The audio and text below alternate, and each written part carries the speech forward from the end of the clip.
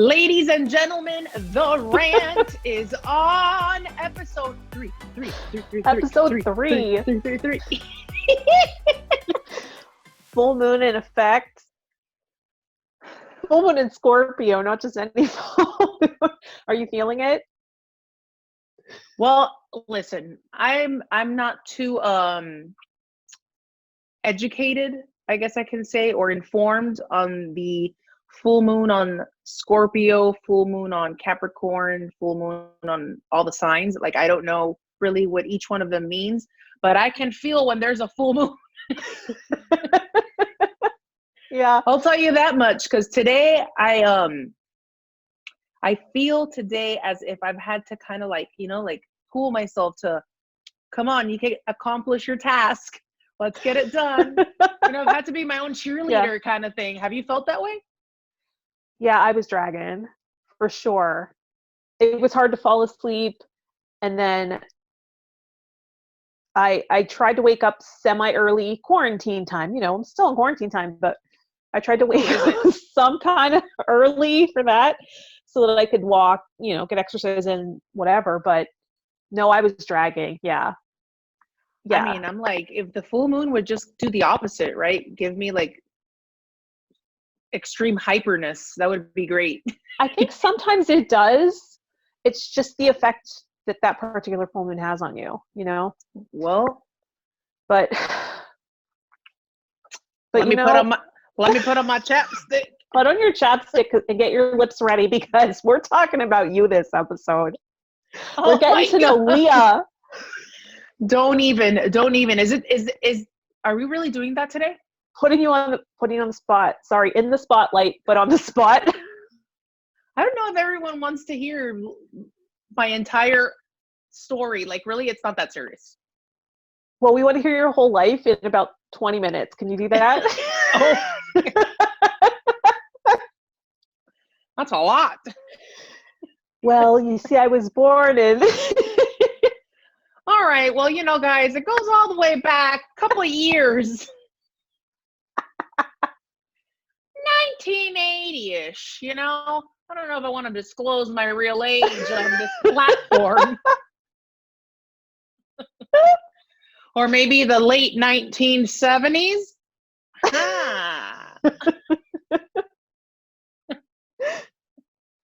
All right. We'll get into it. I'll try to keep it short and sweet.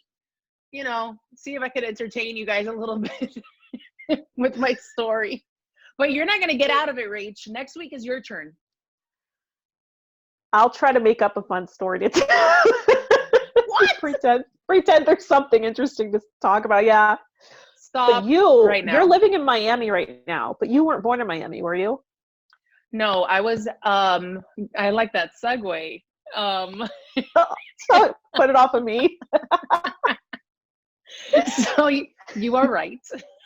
I was not born in Miami. I was born in San Jose, California. So I am a West Coast girl, all the way. Well, not all the way, because I was only there for a short time, but I guess you could say I'm an official Miamian. Or, East Coaster. But I do love visiting California every time I head over there. And to be honest with you, when I do go over to the West Coast, and I am in California, I've visited a couple of times, I feel like this connection to the West Coast. It's so cool how you don't even realize that, right? Like, you have this affinity to where you were born and where you come from. So yeah, I was born in California, but the fun part of that story is that I was only there a couple months. I left when I was a little baby, because my mother, I come from a Cuban family. My entire background is Cuban. My sister and I are first generation born here in the United States. Wow. Yeah, so that's a completely different episode, which if you guys want history on that, I could totally fill you in. Because that story of how they got here, gosh, man, I love my parents. They're like superheroes, because how they got here is amazing. But maybe one day we can do an episode on that. But my mom, my dad made it to Cali after coming to this country from Cuba, and there was an earthquake. And my mom was like, oh, you ain't gonna get me. We are packing up and we're leaving. We're going to Miami. And then my mom's telling me the story, and I'm like, well, Mom, you just went from one natural disaster to another. You left the earthquakes to go deal with the hurricanes. Go figure. I mean, but at this point, to be honest, Rach, like, I feel like you can't run away from any of these disasters, right? You got the fires, you got the earthquakes, you got the hurricanes, you got all these tornadoes. What else? Now we have the killer bees, so watch out. Oh well, yeah. Hornets, yeah. And Rona. And Rona. We got Rona, we got Mother Nature, and the bees. Save us. Yeah. Yeah. It's crazy. So, it's funny. We crack up about that now, but the upside to all of that is, like, you can't really prep for an earthquake, right? Think about it. You couldn't, could you? You can't. So at least we have a couple days to prep for a hurricane if one was going to come at us, or, like, we were in a situation where we were in danger. But so then shortly after that experience with the horrific earthquake, my mom was like, we're leaving. And that was when we made it to Florida, made it to Miami, and I've been here ever since, except for the times when I've lived out of state because I'm performing, or because I've had a contract somewhere, or I went to school at AMDA with you. But other than that, I've been here in Miami. I'm currently in Miami right now. So yeah, that's pretty much, yeah. So what got you into music? Were you always kind of a singer? Did you know that you were an artist from an early age? From a very early age, yeah. I mean, not as early as the kids that you see on YouTube now. I feel like every child. I feel like every child nowadays is a prodigy, and I'm like, damn, they're way more advanced than I was. I'm still working on my mix.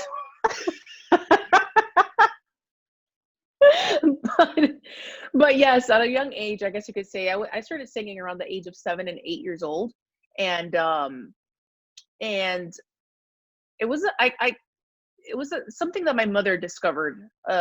She heard me singing around the house, and just kind of singing to all the Disney songs and movies. I grew up on Disney, and I guess that's when she realized that I could sing. And there's a video of me somewhere singing my first, like, pop song, which was "I Will Always Love You" by Whitney Houston, and my nostrils are like flaring as I'm like, "Hey,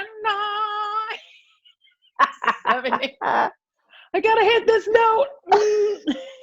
I gotta see that. And my sister in the background, shut up. Hilarious. But yeah, so that's somewhere on the internet. But your mom encouraged it? At home. My parents were always super supportive of me being in the arts. Like, since that age, when my mother brought it to my attention that I had the talent, and I could do it, immediately. It was something that I loved, like, from a very young age. And I just started singing. They bought me my first karaoke machine. I had all my little cassette tapes, and I would put it into my karaoke machine and start learning all of my Madonna songs, and all my Whitney Houston songs. And we would sing all these, just amazing artists. And that's how I started singing. So yeah, my parents were super supportive. So a little bit on that. My mom in Cuba, studied choral music, like choral direction. So a chorale. So she studied at the what's called the ENA, which was the International School of the Arts in Cuba. And my father is a writer, along with all of his brothers. So they're, like, pretty known in what is known as Cuban literature. And my grandfather on my mom's side was also a musician. So, the artistic blood runs in the family. And my sister's also into the arts as well. She studied and graduated from theater, got a bachelor's in theater, and is now a theater professor. So we're all very much involved in the arts. So yeah, so I just started singing, at that young age. And immediately when I got to the age of, like, I want to say, like, around the age of 13, 14, I started taking professional voice lessons. Mm. But before that, here in Florida, and I'm sure it's something that exists around the nation too, they have what's called magnet schools. So when I got to the 5th grade, I auditioned for my first magnet program at a magnet school, and was put into, or I auditioned for art, music, and theater, not really knowing which path I wanted to take. And I remember getting into theater and music, but I guess my drawings weren't that nice because they didn't see into art. Oh, you had to be like across the board to be in an art program there? Well, you had to audition for each program. So the art audition, had like specific things that they wanted to see if you had skills, natural skills in, like, just like painting with watercolor or just drawing with pencil. And then I remember one of the exams was having to make like a sculpture, like with plaster or something. I don't remember. This was a long time ago. But I did have to make some sort of sculpture with the tools that they gave me, the materials that they gave me. Mine must have looked like an alien from outer space because I did not get accepted into that program. The teacher must have been like, "Great job, child, but stick to theater and music." So I didn't even audition for dance because I was like, well, me and dance from AMDA. And you know what? I do want to tell our viewers, I might be underestimating myself, because I think that I did a pretty good job at keeping up and learning as the years went by and as I got older. And I have a dance story as I go on with the story. Honestly, you never stood out as a bad dancer to me. Well, in my mind, you did well. In my mind, I was tearing it up and not in a good way. Not the most confident dancer, but hey, I don't want to say fake it till you make it, but believe it till you become it. I don't know if I ever became it, but I sure did, have to do a couple dance moves in my days. Yeah, I would never say that about, like, that's not anything I would ever even think to say about you. It's just when you say it about yourself. Like, if Disney hired me and believed in me doing a full-on professional waltz during my contract on the Disney Cruise Line, then hey, you must have been doing something right. Golly, I was doing something right. You got some rhythm. You know what I mean? Yeah. So where was I? So magnet school, right? So I didn't even audition for dance. So I got into music, I got into theater. And I remember taking my time and kind of like talking it over with my parents. And I was like, okay, Mom, like, do I really want to go down the music route or do I want to go to the theater route? So at that time, or shortly after that time, I was also outside of school singing with this children's choir that was called the Miami Choral Society, and now currently goes by the name of the Miami Children's Choir. So I was like, you know what? I'm getting all of this musical experience outside of school, singing in the choir, singing my own music, taking my voice lessons and things like that.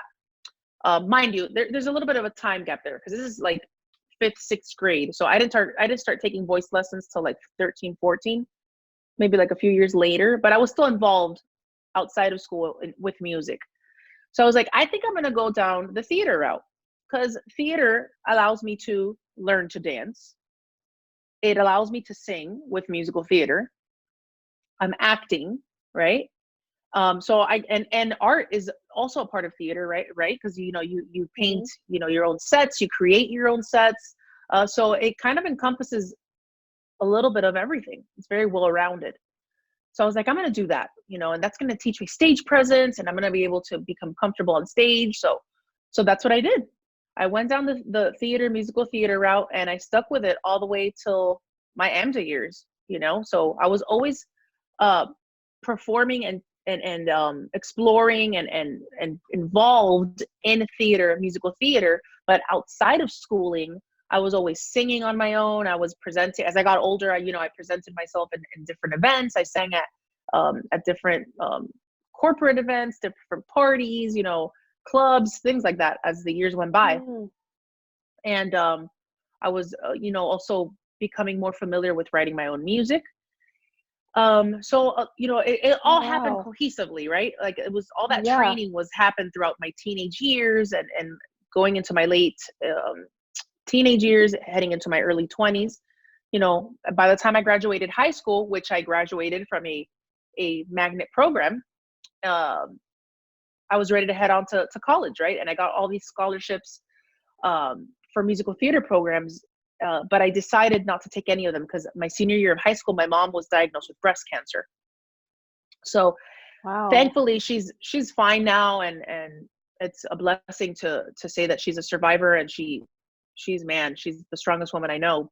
But she passed that. She was able to conquer that, and I wanted to be by her side through that process. I wasn't just gonna leave, um, when she needed me most. So I stayed home. I continued singing, taking my voice lessons. I was working. Um, I became involved in the theater locally here with the community college, and things like that, right? I didn't really know what route I was going to take. I think that at that age, you're really not too sure of what you're going to do. So, you're like, maybe I need a plan B or a backup plan. I think I'm going to enroll in television and production at the local community college. So I did a couple of courses and things like that. 2 or 3 years after my mom's better, I graduated high school, everything is kind of, getting a lot more positive, and things are going well. I run into, it's just crazy how life works, but I run into my middle school drama teacher, Rachel Steinhardt, who is an amazing human being, and always believed in her students and believed in us, because she put that bug in me, boy. She was like, listen, now's the time. I'm working at this school, American Musical and Dramatic Academy in New York. I will help you. Come audition. And if you get accepted, I'll help you with the process and help you get acquainted with New York. And that's exactly what happened. I auditioned, I got in, I moved to New York. And I mean, y'all know that story already. So, Wow. thanks to Rachel, who I am forever, forever grateful to. And if she ever watches this, I love you, Rachel Steinhardt, because you are amazing. And, thank you for always believing in your students and believing in me and helping me make that move, because that was one of the best experiences, of my life. And it That's helped me, incredible. yeah, it helped me grow as an artist too, right? Going to New York and going to that school, I learned so much. So I went to AMDA, and Yeah, that program is like a finishing school for artists. a little bit, yeah. Yeah. I I mean, mean, I go ahead. it worked for Jason Derulo, right? Hey, Jason Derulo, how? Yeah, he graduated with Our us, for those of former you that are watching. classmate. Yes, he was our former classmate. We had some fun with him. He was awesome. And so How long yeah, did you how long did you stick with musical theater after AMDA? a little bit, not too much, because after AMDA, I got casted as Pocahontas for Disney Cruise Line. So Disney Cruise Line hired me, and they went ahead and waited for me to graduate. And as soon as I graduated, I had to pack my bags and go to Toronto to start rehearsing and putting the show together. So I did my So contract with right out. right out you got casted. Wow, that's Yeah, amazing. yeah. So so right after that, I did my contract, which was an amazing experience. Being able to go work with Disney is like, I think, pretty much, or probably the closest thing to working on Broadway, because the caliber of shows and the experience and the level of professional, like, it's just incredible, incredible. And this is where my story of the waltz comes in. So, I was a main stage performer. That's what I was cast as, main stage performer. And I had my lead role, which was Polka.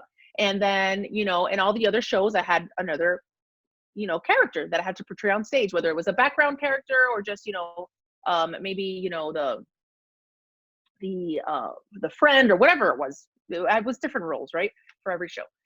But during one of our very, very popular shows, which was the show based around Cinderella and her story, it was called Twice Charmed. Lisa was one of the beautiful guests of Cinderella and the prince at the ball.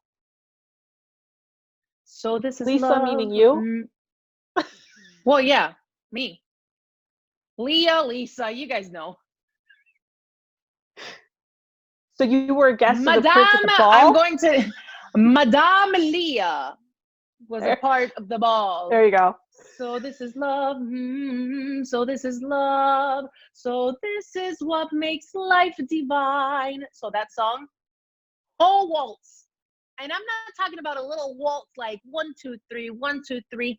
No, I'm talking about leaps, jumps, hoops, like the whole shebang. God. Point your toes, or you will not look like you're waltzing, young lady. Oh my God! With the whole dress, you know, the dress with the whole and the wig, the big white wig, you know. Oh my God! But I am very proud of myself. Very proud of myself for not only learning that professional waltz, but doing it throughout my contract. Pretty much, I could say definitely 100 times or more. Oh my God! It was the best, the best. So, and you had to work with a partner. oh, absolutely. This was a couple's waltz. You that's know, harder than any. And then you moved around and just watch Cinderella, like the way like the cartoon, like their cartoon. And you were waltzing in a circle, and then you would come in and you would do that whole flower and touch, and then out, and then da da da da da da da da, everything. And you it was nailed amazing. it. I bet you nailed it. Well, I wouldn't say I nailed it. There were some days where I was sitting on my butt center stage because I fell, or one night when the bottom of Cinderella's dress got trapped under my heel, and then her dress started undoing, and then another night my dress started undoing, and then you could see like this entire string of fabric just following me around on stage as I'm floating doing the waltz, and it looks like I have this entire umbilical cord just following me. Oh my God. There's stories for days. Let's not talk about the time when I forgot the lyrics to Pocahontas' Colors of the Wind. Oh my gosh, that's an infamous story. Listen, you have to understand, working on a ship is it's such a beautiful experience, and it's so gratifying and satisfying as an artist, because you know you're doing it, like you're out there doing it. But it takes a toll on your body and your mind. I am very proud of saying that I had a perfect record. No one had to cover my understudy, never had to go in for me. So I did my shows every night. But one night, I guess, I don't know, my brain just blacked out. And you know, I'm on my rock, because my rock that comes out onto the stage is on a track. So it's going, and I have to be on my rock, obviously, when I'm heading out, right? So it's going, and it stops, and I'm like, you think you own whatever land you land on. The earth is just a dead thing you can claim, but I know every rock and tree and creature has a life, has a spirit, has a name. I don't know what happened after that. You blacked out? My brain shut down. Oh my gosh. All I remember. That's my worst nightmare. Oh, I cried for days after that, because I could not accept the fact that my brain did that to me, that I let that happen. How could my brain have control over me? That's why you gotta give them a couple. Yeah. So have you ever seen, like, my Disney fans that have gone to Walt Disney World and they've been on the Twilight Zone Tower of Terror? You know when like a TV just zzz, you know what I'm talking about? And yeah, just like, yeah. Bloop, and it's all black. That's what and you have that white little line in the middle. That's what like my brain did. My brain did that. Zzz. And then all of a sudden, it felt like an eternity, but if somebody grabbed the transformer and just like my brain starts coming back, and all of a sudden it's like I'm still on stage. Oh Lord, I'm still on stage, and the music's going. The pigeons and the rangers are my friends. Da da da da, they got on each other. And then until I landed back on the right lyrics, all I see is John Smith, pale, on the other side of the stage with his blonde wig looking at me like this. Oh my God. What happened to Pocahontas? Wow. Whatever. I finished the rest of the song perfectly with the right lyrics. I mean, I'm telling you the story and it probably feels like it was a whole like 5 minutes of that, but it wasn't. It was literally seconds. People on stage, backstage were like, that were doing costume changes and stuff. They were like, what happened to her mic? What's wrong with her mic? They thought something happened. Because I guess I was like, who knows what I was right? So, wow. So yeah, That's that was really scary though. I was able to maintain my cool and continue, but I was very affected by that. Because you handled it like a pro. I tried at least. I just remember being backstage crying my eyes out. I can't face the kids. How can I go out there as Pocahontas? I didn't sing the right words. But you made it through. You got through it. And you continued performing on stage. We have like a few minutes left. Do you want to talk about where you're at now? Like, you're doing some amazing things. Well, even like your band and all of that. Like, so let me give you guys just a little snippet about that. So when I came back from New York, I started a original music band called Avenida Cero. It was a Latin rock band, pop punk rock band, kind of like Paramore, but in Spanish. And I did a lot of things with that band. It was so awesome. All original music. We got to tour Warped Tour. We toured South America. We did a lot of press and video stuff on TV. It was really, really cool. Unfortunately, the band broke up after about 5 years. And then after that, I started kind of falling into like this dark place, I guess you don't realize it, but time goes by and it just hits you. And I started like gaining weight. And I felt like after that band broke up, I didn't realize it, but that breaking up with the band really hurt me a lot. And I just started focusing on my career, and I started moving up the corporate ladder. I became a national trainer and then a national training manager, and I was doing great, making great money, 6 figures at one point. But it was a very toxic environment. It wasn't fulfilling me. It was making me stressed. I didn't have time to focus on the things that I loved. I was gaining weight. I started feeling disgusted with myself. Where's Lisa? I lost myself. I allowed my dignity to be not my dignity, but I allowed my self-identity to be stolen. And, and no one should ever do that. No one should ever do that. Because once you let that go, then who are you? So I very recently, very close to around the time that this quarantine came about, I don't know, something in me sparked, and I was like, I'm grabbing life by the balls and I'm going to make things happen again. And I've started losing weight. I'm 25 pounds down. I'm focusing on myself, on meditating. Congratulations. I created Leah. So Leah, that's me. Leah. Yes. And incredible. And, yeah. You just did an amazing Cinco de Mayo Facebook Live, by the way. Thank you. You need to follow Leah. Follow Leah on Instagram. I.am.Leah on Instagram.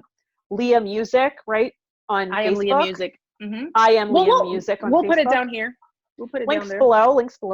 Links below. Make sure you follow if you like. But yeah, so I'm focusing on new music. I'm focusing on a whole, new marketing idea for my new music, branding for me as an artist, right? And just, studying and learning a lot. I'm learning how to use Logic to be able to record myself. I have plans of learning how to play the guitar, so I'm learning that as well. So a lot of things are going on. And then we have this podcast. Woo! Yay! Are you still writing music?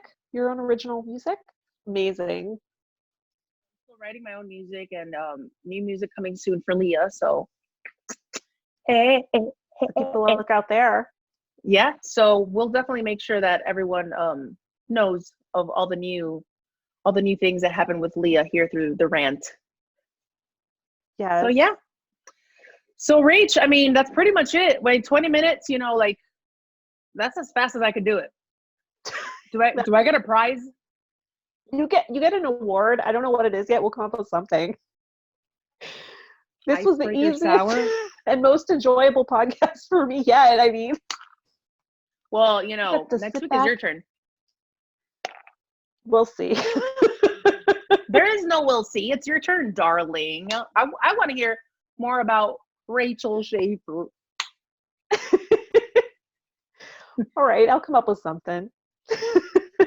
I'm sure there's a lot of good stories in there. But guys, moral of my story is don't let yourself get lost in the madness. Don't let yourself get lost in the noise, right? Always make sure you know what you want.